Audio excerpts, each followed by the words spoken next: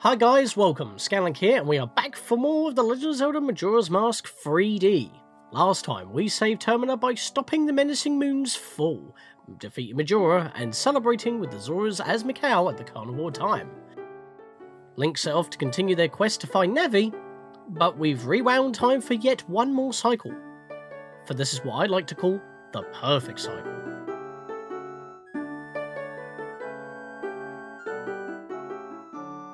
Since we claimed the Fierce Deity Mask by giving all of our masks to the Moon Children, we have yet to use it since I opted to fight Majora properly as Link, for the most part. On Nintendo 64, it's either Link or Fierce Deity. If you didn't get the Fierce Deity, you can use your other transformations. On 3DS, even if you do get Fierce Deity, you're not limited to just Link or Fierce Deity, you can use your other transformations if you so wish. Regardless, I never use the mask, and you can only use it on bosses, so this is the perfect chance to use this form. But I wanted to make this cycle the best that it can possibly be. The goal is to rescue and make as many people happy as possible, as well as put any restless souls to rest as they wish to be, and end any curses. This mostly focuses on those not directly caused by Majora, like for example, the Skulltula spider houses. But before I detail that, there is also one small thing that I want to point out. And it's a bit of a weird one because I think this is some sort of Mandela effect that you think that you remember, but it's actually not true. I tried it on the PC port, I've tried this on original hardware on the N64, but not on the NSO, but that would pretty much be the original game anyway. This is the perfect time to point it out on these camera pans on the title screen, because I wouldn't have the time to look up to the sky on day 2 after the aliens invade, because I would have to go to Great Bay in order to actually look at the sky, because the sky is rainy and cloudy during day 2. Do you see that red star? I cannot see this on 3DS, but it is quite noticeable on the N64. Unfortunately, as I'm going to show right here, right now, on day 2, regardless if you saved the ranch from the aliens or not, that red star is still in the sky, so this is debunked. I was going to obviously show off the fact that the star actually disappears because it's a nice little tidbit, but that might be the reason why I can't see or locate the red star in the 3DS remake. They obviously got rid of that little detail, it was not needed. Also, is that Mars? That's got to be Mars, right? I've got to get moving. Why? I have previously mentioned that while waiting for Sakan to rob the Bomb Shop Lady, that via playing the Inverted Song of Time, the slowed flow of time on 3DS is half of the standard flow, effectively doubling the time you have. However, on the N64 versions, or any versions based off the N64 version as a base, it's only a third of the standard flow, originally tripling the time you have. I'm doing this on the 3DS version as, not only is it the version I was primarily focusing on, but it has many quality of life improvements that we have seen throughout this playthrough. Plus, it has a better frame rate, before the PC ports dropped. But this version is also more difficult due to having less time to do things, plus the second phase of Georg and the entirety of Twin Mold are time-wasted changes exclusive to the 3DS version, which paired with our shorter time limit with the Inverted Song of Time, makes this much more challenging. However, my plan can easily be followed on both N64 versions as well as the 3DS version, so like the rest of this entire 100% walkthrough project, I have planned for both. But before we begin proper, if you are interested in seeing the entire run with live commentary instead of this scripted montage, I did do a live stream here in October 2024 as my impromptu Halloween special. As for 2025, as I normally do every 2 years, I plan to do American McGee's Alice 2 Madness Returns as my next Halloween Let's Play project. With all that covered, and with time rewound so that we have all of our masks back, plus Fierce Deity, let's begin! Starting off, we immediately played the Song of Inverted Time, a cutting strategy. Goes without saying that we need all the time that we can save, so slowing down the flow of time is kind of required, especially on 3DS. Again, it's half the standard flow, not triple like it is on the N64 version. Now, we need money! However, slap on the Dongero's mask and return that frog to the mountains. So we get some easy hundos with the silver above the shooting gallery so that we can quickly buy a red potion for 30 rupees. No matter the version that you're playing on, you'll want to save this for Shiro the Invisible Soldier. Once bought, we soar straight to Great Bay to start on one of the more time-consuming quests in Termina, the Zora Eggs, and it's both better and worse on 3DS. Unless we're using the Restoration mod for the 3DS version, using the Magical Electric Field is required to swim faster on the 3DS. That is, until 10 PM on the first night, as that's the earliest possible time where we can buy Chateau Romani. And regardless of version, we want Chateau. What is easier is that you can equip any non-transformation masks while transformed to revert with said mask equipped, so even while underwater I can have the stone mask equipped so I cannot be spotted. Perfect too, as just ahead on 3DS is Shiro. Give him the potion so that you can rescue him. We'll get to his original location on the Road of Ikana later, so hold on to that red potion if you're on the N64. Take a photo of a guard and loot their treasure while gathering the 4 eggs for later, as we will need to rescue and reunite the 2 seahorses while going for the 3 eggs at Pinnacle Rock. But first, with our ill-begotten gains, we spend it on a powder keg after soaring back to Clocktown, as at this point in time it should be approaching 2 PM. While waiting for the postman to do his rounds so we can set up a meeting with Anju to find and meet with Cafe, we quickly use the couple's mask from a previous cycle to end the feud in the mayor's office early, so everyone can make their own decisions if they would like to flee town or not, saving the mayor of a huge 3-day headache. Check in with Toto, Aroma and Gorman, who will be upset after the Indiegogo's cancellation and Aroma's threatening of a cafe's disappearance, who appoints us to find him. But before we leave to ask Anju for a meetup while wearing Cafe's mask, since the postman doesn't deliver something to Anju until 2 PM, it's time to meet with Romani. We're not getting the room key as we'd like the Goron to have his room, so he doesn't leave town on day 2 due to us stealing his room with identity theft. As we soar to the Milk Road to blow up the boulder, we do some horseback archery practice to prepare for when the aliens will invade around this time tonight. Yeah. That was a problem in my first attempt, but we'll get to that later. For now, I'd like to mention during the archery minigame, although you are timed, the flow of time for the world during this minigame is frozen. This is why I was able to squeeze this in before I roll through town up to the observatory to quickly snag a moon's tear so that the town scrub can flee. We should then be able to talk to Andrew about Cafe to set up the midnight meeting. Oh yeah, it's all coming together. For now, I'd like to dedicate the remainder of the first day to Pinnacle Rock, not forgetting to drop off the first 4 eggs after soaring to Great Bay before the trip. With good luck and movement plus magic management on the 3DS version, we should just be starting the first night as we reunite the seahorses, but there is no time to waste. Drop off the last 3 eggs to save them all for the new wave Bossa Nova, which makes them and Lulu happy. Or so you'd think. Anyways, we're now going to completely blitz the Oceanside Spider House for both the Spider Curse and allowing the Kita-style children to rest. We should be allowing Shaggy to take this house as his bunker. If we're quick enough, let's head to the barn and get some milk!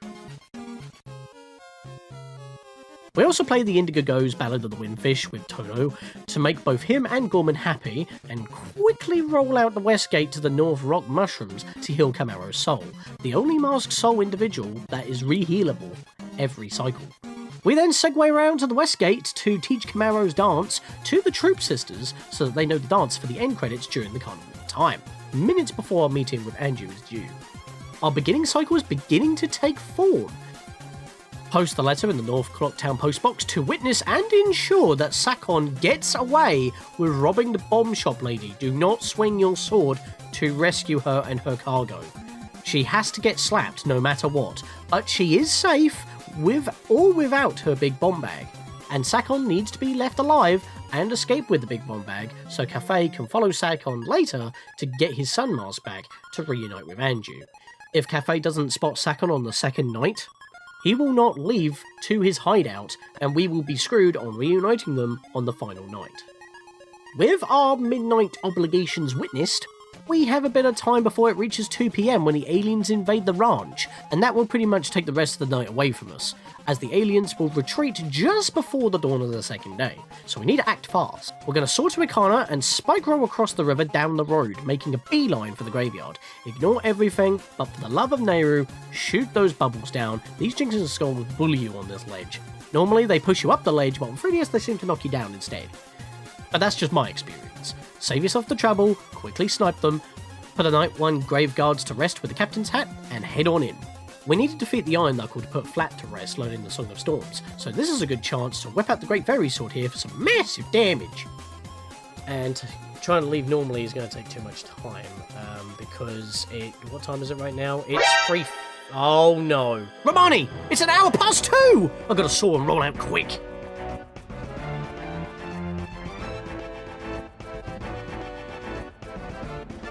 Oh my god, they're literally on top of it. Oh.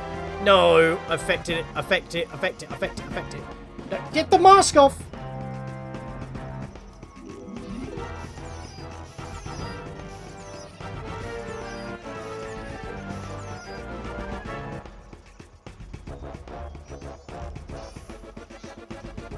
Oh my god, you got in the way!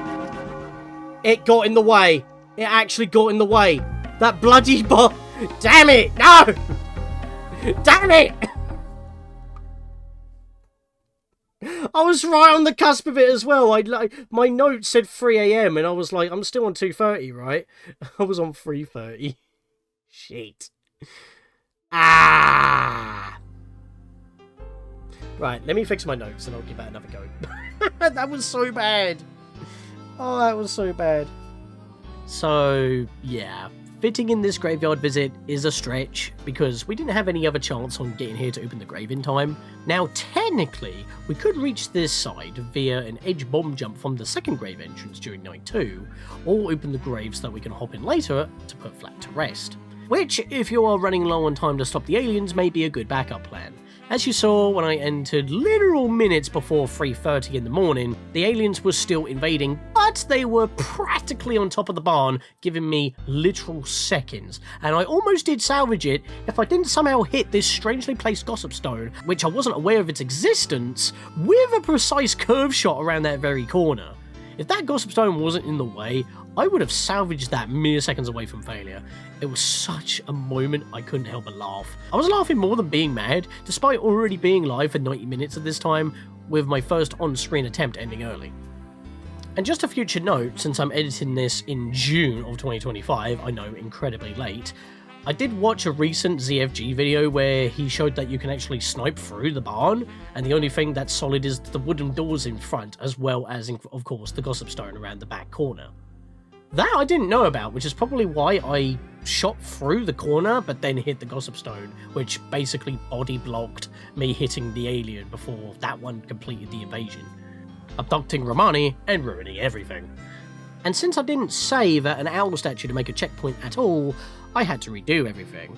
Just as a reminder, for 3DS, you save via the owl statues, not by rewinding to the first day, but if you are on N64, you can make an owl save, use the second file by copying your file to make a backup, so if you do reload from owl save, you technically still have it as a checkpoint. It works on both versions, as long as you have the extra save file. This first attempt was cursed anyway. Despite practicing with written notes prior, I kept making silly mistakes, getting caught by the pirates, not grabbing easy money, forgetting the time of the invasion of course, but most importantly, I must have caught the USB cable or something because my 3DS capture kit kept disconnecting. That never happened again after this failed attempt. Also, you may notice that this isn't its own challenge on the channel, and that is because it's part of this 100% walkthrough, but giving a glorified excuse to showcase the Fierce Deity Mask against all 5 bosses, once we actually reach them, because so far we haven't done that yet. Anyways, most of the footage shown so far was from the successful run, only showing the technical issues as well as the epic failure of timekeeping, starting from Flat's grave. But now, I'm back. Not on time still, but not with the aliens sitting on the barn, giving me just enough time to snipe them all to reset them to their spawn points. Dawn approaches, and we save the ranch, the cows, Romani, and we are rewarded with more fishing passes for the 3DS version. This is another reason why I wanted to do this perfect cycle. Although I do not need them, most repeatable rewards will be changed to either money, recovery hearts, or on the 3DS version, fishing passes for the 2 exclusive fishing holes, which I do plan on covering 100% after this perfect cycle is edited. These passes are basically a coupon that saves you 20 rupees per entry, and if it wasn't already stated, Fierce Deity is required for certain fish in these exclusive fishing holes. Since it is exclusive content, that's bonus for after what can be done in both versions, and using Fierce Deity in its natural habitat, the boss rooms, takes priority. And finally, that's night 1 wrapped up. Dawn of the second day begins. So, since we are already at the ranch, we ask if we can join Cremia for a trip back to town in the evening. Although we can soar, which we do to Akana, she'll appreciate our company. In Akana, we heal sharp sorrows with flat Song of Storms, which sends the Gibdos under with the music the house plays as the water flows.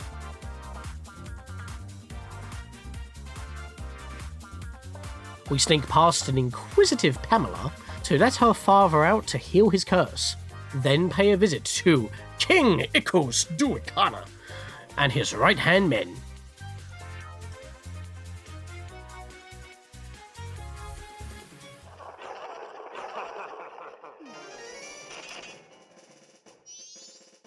Did he just stop?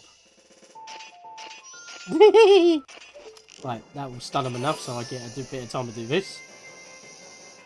So yeah, you could just play that and they would start marching. They're in it as well. Oi, don't do that. There we go. Ba-doo-doo-doo-doo.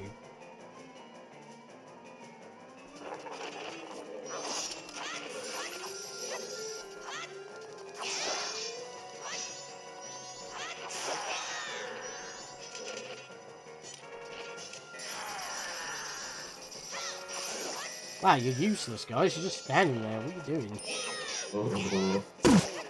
Wow! You literally just look at me and you fall over. Right, come on then, buddy. Let's go.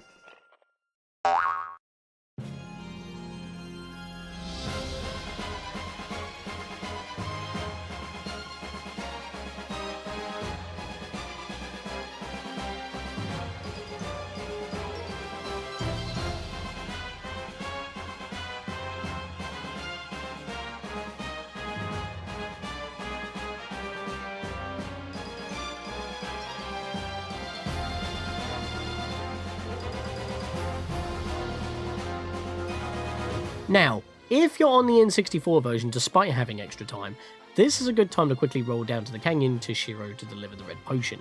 A whole day later than the 3DS version, but since we are in the area with nothing else to dash around for at this time around here, this saves Shiro, which brings both versions of the game back up to par. Now we soar to the swamp to scour for some frogs. We roll through the water, weaving around the lily pads, to recruit the log frog before we roll it back to help out the witches. Now, since this is the second day, Kotake takes flight to search for her sister, not manning the shop, preventing us from purchasing a red potion here, or being given one to help out Kume if we inform her on days 1 or 3. But fear not, as if we follow the monkey through the woods during day 2, we pass by Kotake, who, if we backtrack to chat with after finding Kume, will give us the red potion she has on hand, just in case if she found her. She never will, even though it's 2 spaces away, but we do, as by passing her the potion, she'll recover, and fly off to find her sister to go back to work, as the swamp cruise attendant. But we're not done in the swamp yet. We soar straight to Woodfall Temple, where we fly through to the gecko.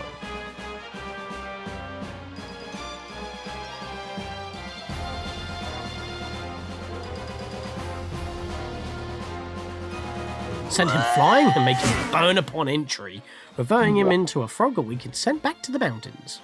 But the frog's not the only one to save here. We need to not only save the Deku Princess, which would also save the dunking of a monkey, but the whole of Woodfall Swamp itself and their guardian giant. But before we face the Dolwa, we're gonna cut back to live commentary as I explain the boss exclusive secret weapon we earned last cycle, the Fierce Deity Mask. Because it is technically another weapon worth using. I need a bottle as well. And Deku Mask. We are ready! Let's go! In fact, there is only one boss that we haven't fought twice, and that's Twinmold. For good reason!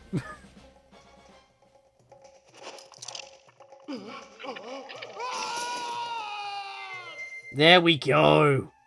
Look how manly we are with a double helix blade! This is the first time using this. And it pays to have infinite magic, because we only have access to one thing. This two-handed sword of mass destruction. So strong, in fact, it can cleave through the air, ignore weaknesses, and just destroy. Although, he can actually block it with his shield, which is a bit annoying. This is annoying. There we are, got him. Just keep stabbing him. Just keep shooting him now.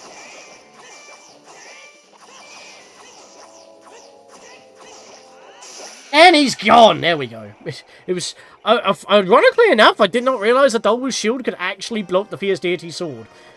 Not during practice. He always leapt as soon as I started, and he would get caught by a beam, and that would knock him down. Fuck the eyeball, who cares? This is, in fact, our strongest form. The Great Fairy's sword damage with range via the sword beam. It does cost magic to shoot, but again, chateau. And as you saw, not only are the 3DS versions of the bosses that got their eye on them as a particular weak spot, they are not exactly pushovers as Fierce Deity, as unlike in the N64 version, that beam cuts through everything. But it's not just a win button for all the bosses, as you'll see as I plan to take out all the giant bosses in this cycle.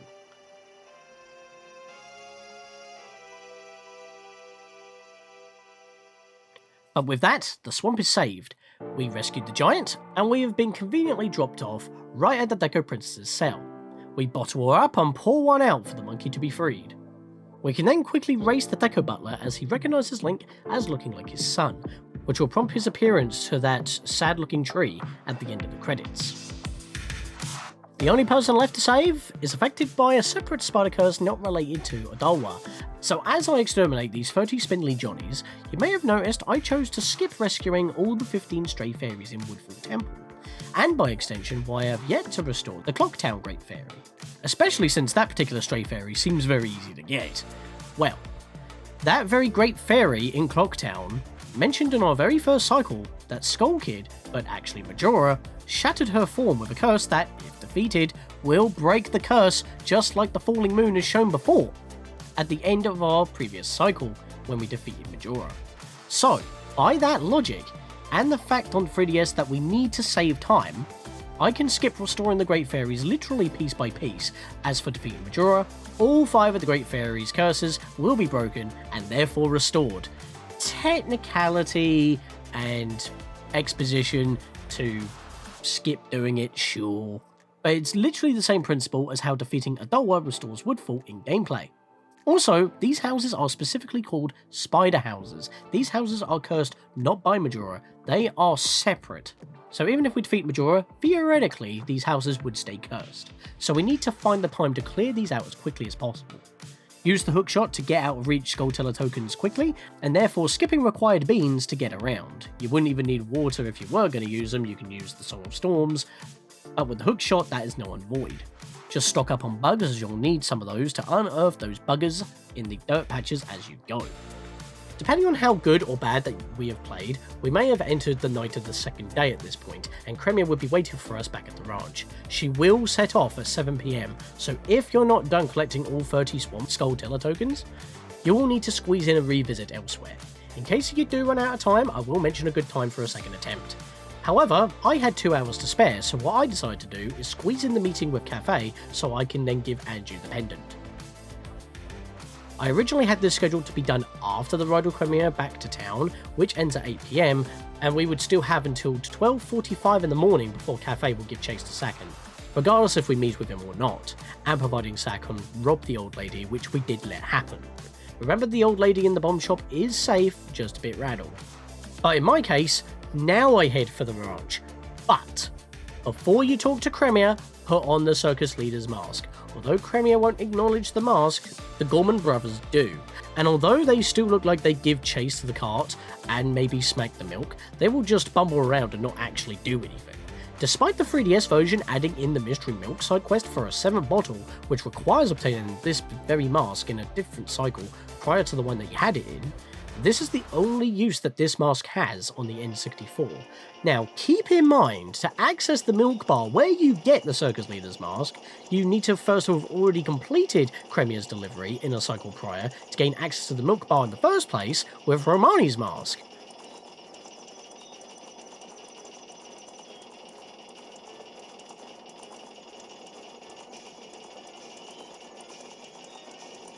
You're a bunch of plebs, aren't you? Just riding with us. They're probably thinking, why is our boss sitting in this cart? We can't do nothing. He's a... What are we doing? Is he going to, like, steal it from the bar itself? But at the same time, it's like, instead of, like, sabotaging, why not just make your milk better? Make it better! With Pepsi Max.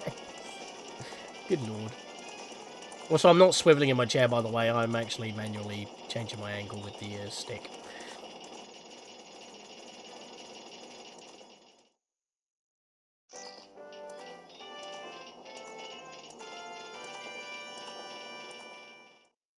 But some may consider this worth it. Did you get a hug? As I mentioned, this is when I had Meeting Cafe and given the pendant to Andrew scheduled originally, if I didn't finish the Swamp Spider house as quickly as I did. For now, a few unrelated things. I buy a powder keg in town for the Gordon racetrack later. I then roll down to the canyon again to open up the second grave and put those guards to rest. But this time, I do not enter, as there's nothing for us down there other than wasted time and pain. Leave that Iron Knuckle to chill guarding a recovery heart, as we instead wake up the captain to put him to rest properly. As peacefully passed on, not lingering around in a dormant state that we roused him from with the Sonata of Awakening. With his sorrows eased, not from the Song of Healing, we then soar cross-country to the Zora Hall to teach Evan, Japaz and Macau's full jam session, which sets up the rehearsal once we've restored Great Bay. Perfect! Into Great Bay to defeat a gecko which is actually a chicken, but not actually because he's a frog. We send him to the Alps, where we soon follow, but not after I absolutely fillet and finesse this fish in the 3DS exclusive second phase, which is normally an RNG time waster. Just check out how fast I did this. This is probably the fastest I've ever beaten this guy on the 3DS version. Absolutely insane.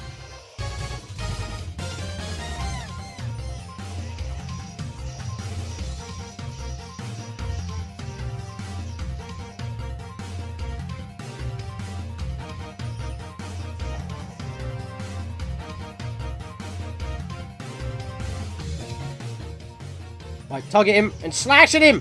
Quickly! Hit him! Hit him! Hit him! And that's it. Now gotta do this the normal way. I have no floor. That's annoying. Not much I can do until the bombs show up, and he's already doing this before the bombs show up! Great news!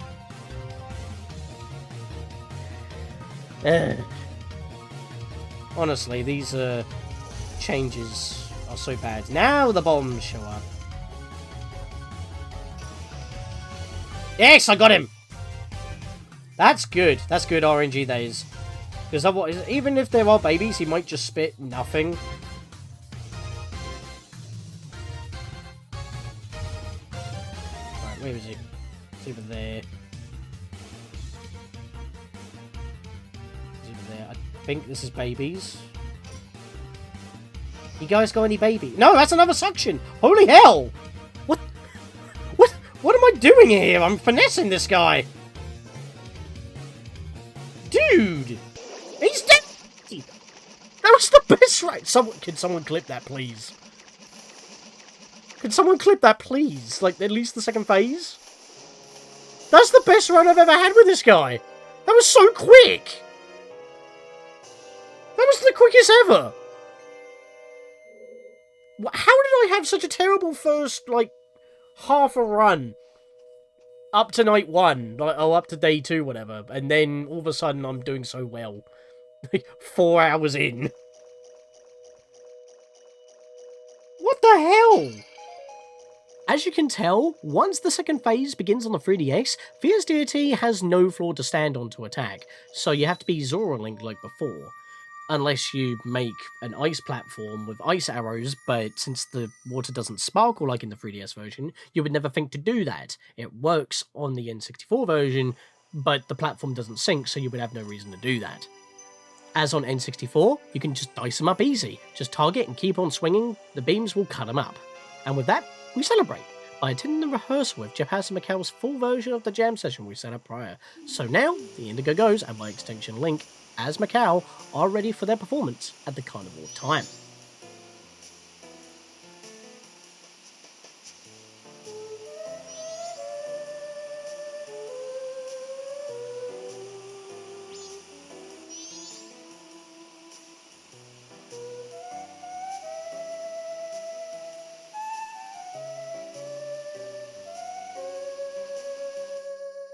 And again, we skipped all the stray fairies, as all great fairy curses caused by Majora will be dispelled once we defeat them.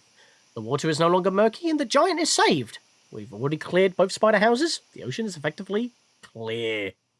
Now, time for a double whammy for bosses and temples, so let's go for another round on Got. Now, although we have fought this mechanical ball many times before, Fierce Deity isn't that useful here. Either shooting around the corner, like you would on 3DS, or ramming into his sides is still the best methods. But on 3DS, there's that goddamn eyeball! So on 3DS, once you knock him down, slap on the Fierce Deity Mask, target the eye, and go ballistic on his eyeball until he explodes. You might catch him as he tries to get away. If you don't, catch up and finish the job.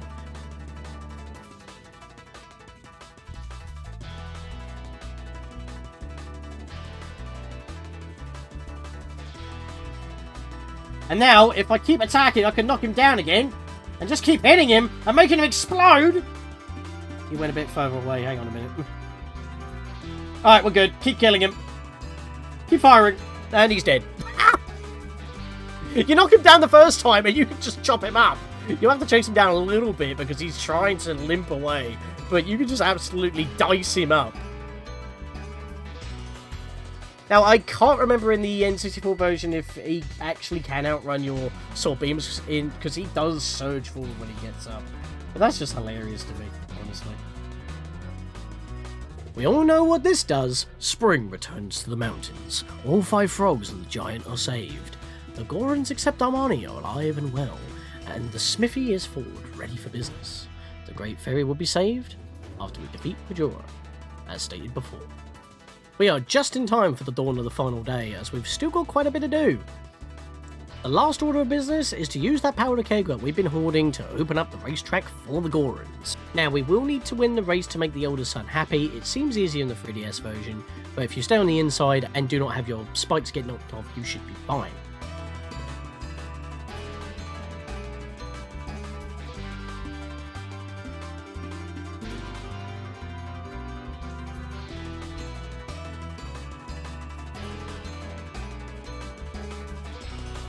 They all pushed me into the wall and I was just skidding on the edge. Also, does this mean that these Gorons are actually better than Romani because he has to use the secret art of the magical spikes to have more traction, therefore to have more speed, which requires magic power, but these guys have basically the same amount of speed, probably even more, without requiring the extra traction. And therefore they don't need magic. So they're just getting rid of the pots to be obnoxious. That guy fell. That guy fell. Will the real Romani please stand up? Alright, this is going to be close, actually. This guy's right here. I can ride the edge. Oi! Don't sandwich me. That would actually knock off my spikes. Ugh! Oh my god, they collided! They tried to pincer me. Oh, that was close! Speaking of racetracks, we race across the ranch once again, this time to make Grok smile by leading the Kuko chicks into adulthood. Speaking of adults, the adult now child cafe is giving chase to Sakon at this point, so we can pay a visit to his hideout to be entrusted with the letter to his mama. We will be sorting this out tonight. For now, let's head on to Akana ourselves, but up the river instead of down, as since Sakon will be returning at 7 PM, we have the rest of the day to dedicate to cleansing Akana, because of 2 huge particular time wasters. I'm not on about the bosses in the Sun Shrine, but we do need to put those restless souls to rest, including the Watcher who specifies this, who lingers within.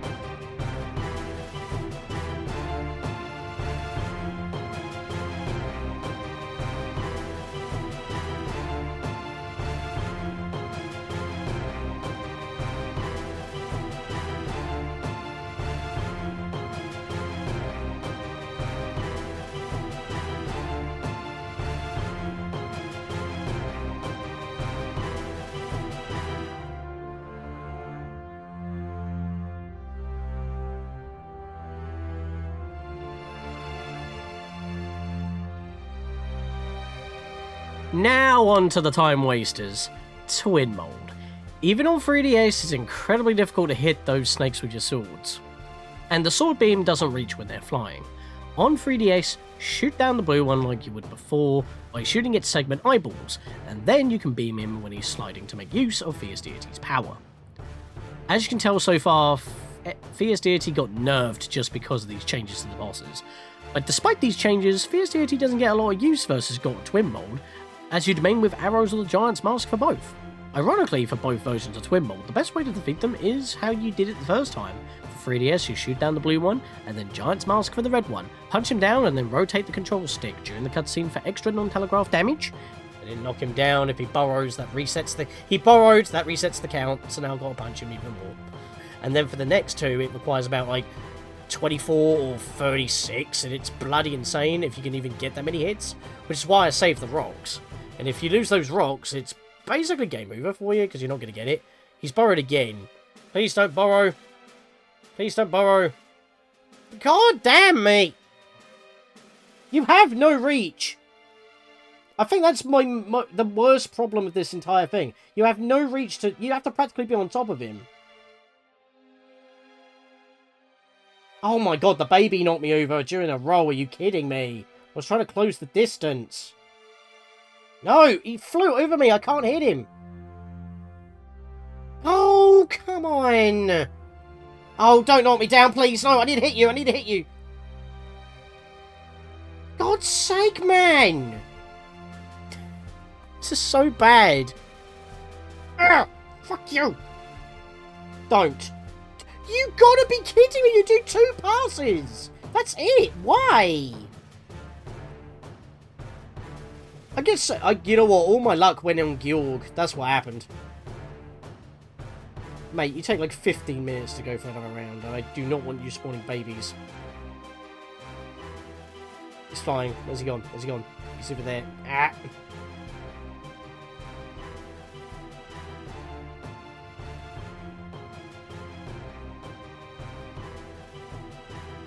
Come on, come on, come on! Come on, yes! Finally! Good God! Yeah, imagine if I didn't have frickin'... What was that orb doing? Grab him. Right, now rotate the control stick. Or circle pad, whatever. Hidden QTE. Now we did more damage than just one hit. We did 1 and a bit. And then use the boulders to knock him down twice more. 3 rounds later, with 1 more smackdown, it will explode in the air, and that is done. On N64, you dice them up with your sword as a giant. With these giants down, we rescued the last Guardian Giant as a giant, with the ghosts only in main Ikana departing, including the 4 Poe sisters as well as their watcher. Strangely enough, Ikana Castle and any of the spirits below Ikana's main area do not get affected by Twin Mold's defeat, hence why we dealt with the Gyptos, the musician ghosts, the castle, and Captain Keecha's soldiers separately. We did not fight the Garrow Master within Stone Tower, so he lives on despite his restless soul of another being within the Sun Shrine. It's the best of both worlds, and that's a perfect segue to make 2 people's worlds the best, as we attempt to reunite Anju and Kafei by sneaking into Sakon's hideout with the Stone Mask for safety to help Kafei retrieve the Sun Mask and make our escape. Now unfortunately by doing this, it's now already midnight. The eve is upon us, and so is the moon. We have just lost 6 hours as the clock tower top has moved into position. You now see why my reasoning for not collecting the stray fairies matter? I don't have time. Not enough time! Defeating Majora will break their curse. I've mentioned it for each great fairy, just to be clear. With less than 6 hours remaining, we need to move fast, so we roll through the canyon and swerve to the graveyard, putting the guards at the funnel of the 3 graves to rest, and do not enter. If we were to waste the rest of our night leading Danpei to dig up the big Poe below, Danpei will be scarred for life cowering under his bed. He's safe down there if we don't interfere. Now before we walk back to town, we back up a little back to the ledge, where we slap on an Ikana mask to allow the ledge watcher to pass on. He isn't sitting there when you pass by from above, but when approaching from below, he spawns in. An easy miss, I assure you, as even the tree will not be there until he is disappeared by you. Now we can leave, and make like a running man from Hyrule to get the priority mail to Mama delivered by the postman. If we mail it ourselves, the postman will stay, which is not what we want. While he takes his unusually sweet-ass time getting ready to leave, I quickly nip into the trading outpost to let the scarecrows know that it's not safe to be around town. If you talk to either this one in the trading outpost or in the observatory on the final day, both will leave. No need to make a mad dash back there to check, unless you didn't have time before 2 PM on the first day to get a moon's tear real quick to allow the town scrub to flee to its wife. Before being able to talk to Anju to set up the midnight meeting, by result of taking too long to gather the Zora eggs, as our first major time-consuming project at the very start, save for buying a red potion for Shiro.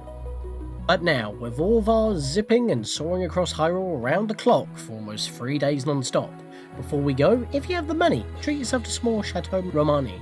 Not only does it give you infinite magic for the current cycle, it actually fully heals you too.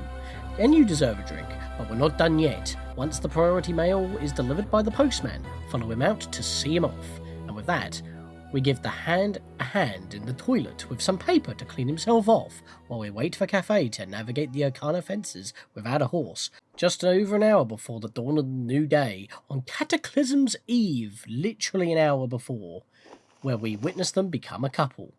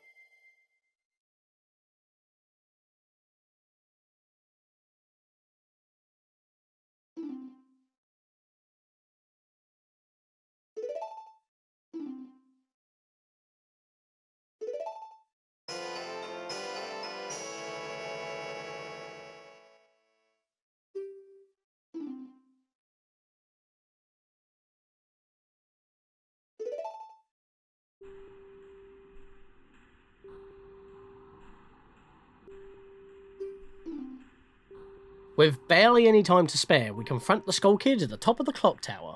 We oath to order the 4 rescued giants from the 4 saved regions of Termina to stop the moon from falling. Majora detaches from the mug of the Skull Kid and flies into the mug of the moon, and we follow suit, being slurped into what can only describe as Elysium of Allrest. You don't need to give any of our masks to the 4 beings of Majora roaming around the tree, as they, and where we are right now, will disappear once Majora is defeated. We don't really make them happy, they just ask us what makes us happy. But we already know the answers to that, don't we? And that is making as many people as possible happy. And to do that, we fight as the Fierce Deity to smite evil with equal or greater power.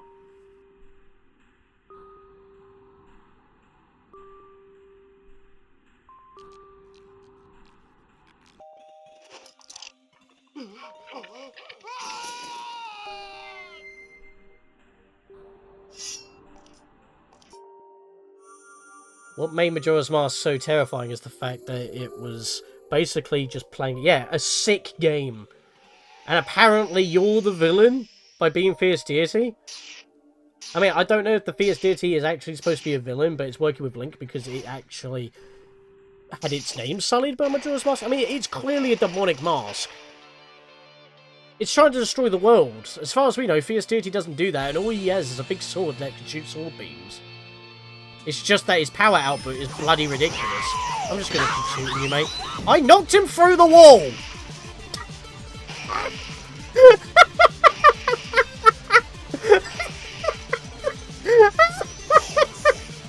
I just got 2 in 1 shot and I didn't even... Did I get 3 in a single shot? I wasn't even looking. I double killed and I wasn't even looking. Holy hell. Double kill, blind. Like, and I knocked him through the goddamn wall!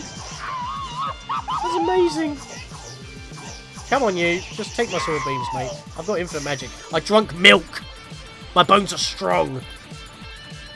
I have energy. Fear me. Fierce Deity on milk. That's basically what this boss is. On a freaking milk trip. Or maybe... I don't know. Alright, you're dead. Die. Yeah, you can ballerina 12 as much as you want, mate. You're done. Quickest phase ever.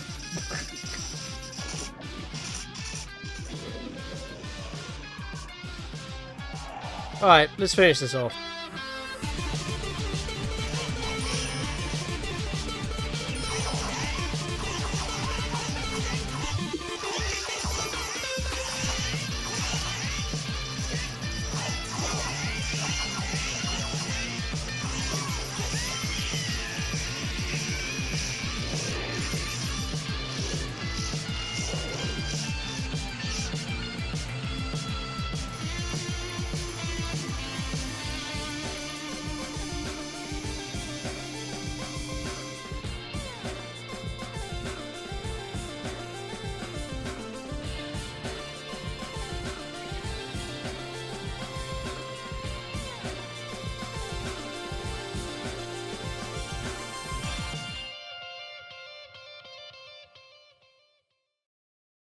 And there we go.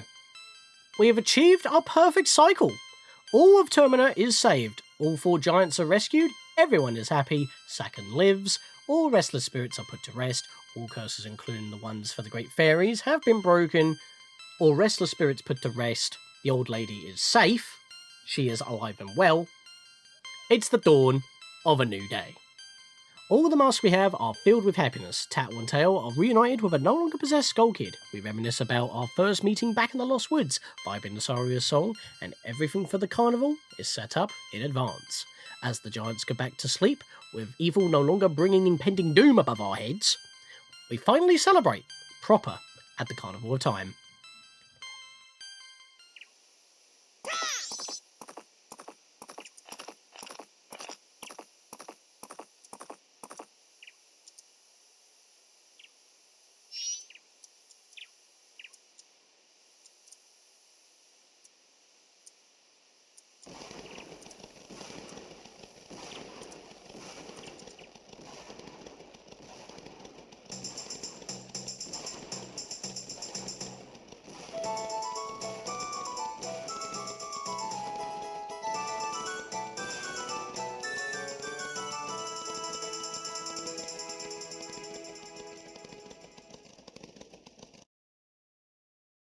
All the scenes now make total sense. We made all this happen in canon due to our actions in this perfect cycle. As the credits play in full, as we vibe with the Indigogos, witness a wedding we helped make happen, and see a ranch free of alien influence.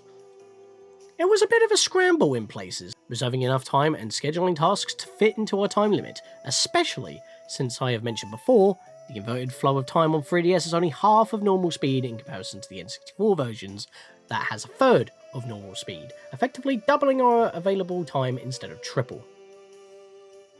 And not only did I have to take time to plan my route, I also planned for backups if some tasks take longer than expected, with allowing to make up the lost time elsewhere and to account for the differences between both versions. Not that time is tight on the N64, I wanted this run to work for both versions of the game. Keep in mind that when I say N64, I mean all versions that use it as a base. That includes on the Nintendo Switch Online Classic apps, the GameCube port via the Collection Edition, all the virtual consoles if you still have them on Wii and Wii U, and all PC ports being both the decomp and the recomp.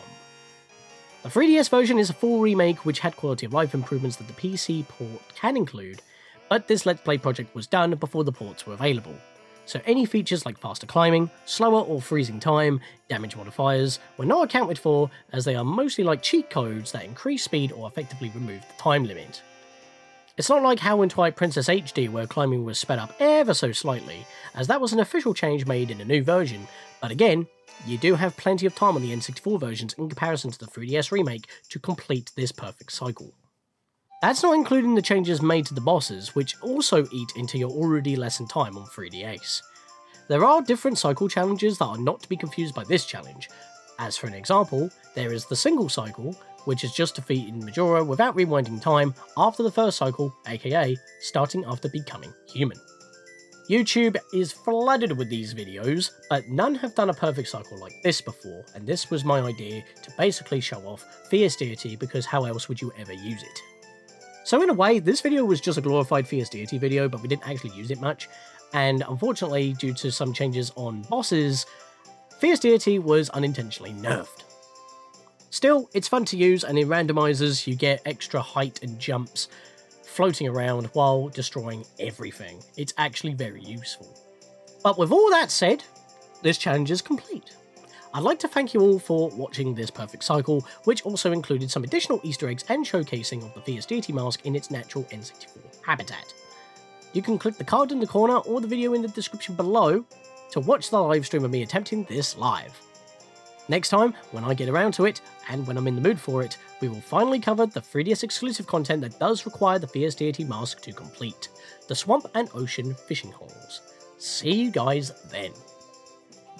Or that's what I would say if I didn't want to do some unscripted commentary for the last little stretch of this, because I wanted to let the credits play unedited, because this is what we were working towards in this challenge video, and I wasn't intending to make it like an edited challenge video, but then when I kind of looked at more challenge videos that come out, like from Press A Start, just as an example, or like other runs like Majora with Nuzlocke Challenge Road videos, or just montages on doing certain things, like can you beat this game with less jumps or something, can you do this particular cycle. I've already referenced a couple of them, but this video ended up actually being like my first one, and my god, these take ages. To be fair, I wasn't editing this since the live stream happened in October of 2024. It is now the 23rd of June of 2025. I left this for a while. I've been kind of sitting on it, to be perfectly honest with you. But the daunting thing was having the HUD.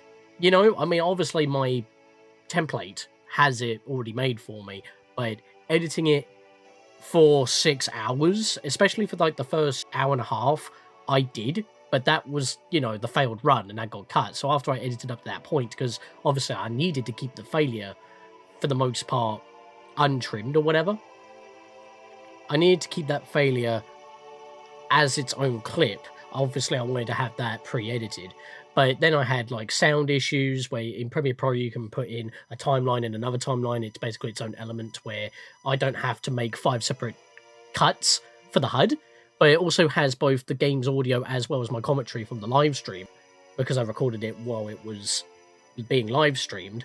But for some reason, it just stopped playing the sound from within, like from the timeline itself, like as a nested sequence. But if I go into the nested sequence, which is its own timeline, the sound is perfectly fine. So we had a glitch there.